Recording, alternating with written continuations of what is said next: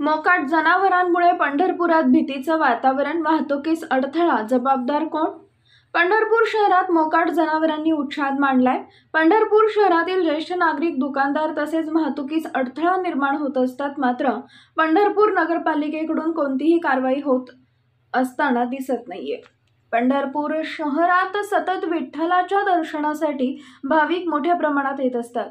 मोकाट जनावरांच्या शहरातीलच नागरिकांनाच नाही तर भाविकांना देखील त्रास होतोय. रस्त्यावर मोकाटपणे ठाण मांडणाऱ्या व रस्त्यात मधोमध उभे ठाकलेल्या गायीच्या कळपांमुळे काही वेळा शहरातील वाहतूक देखील ठप्प होत आहे. ही जनावरे शहरातील प्रमुख रस्त्यांवर जास्त प्रमाणात असल्याने शहरातील कर्नल भोसले चौक परिसरात घाणीचं साम्राज्य पसरत आहे.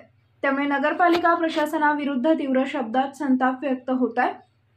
रस्त्यातील खड्डे, स्पीड ब्रेकरची संख्या, अरुंद रस्ते, मोकाट जनावरं या गोष्टींमुळे सुरक्षित वाहन चालवणं अवघड होऊ लागलंय. शहरातील नगर प्रशासन, नेते मंडळी, नगरसेवक, सामाजिक संस्था काही विचार करून यावर तोडगा काढणार का, असा प्रश्न विचारला जाऊ लागलाय.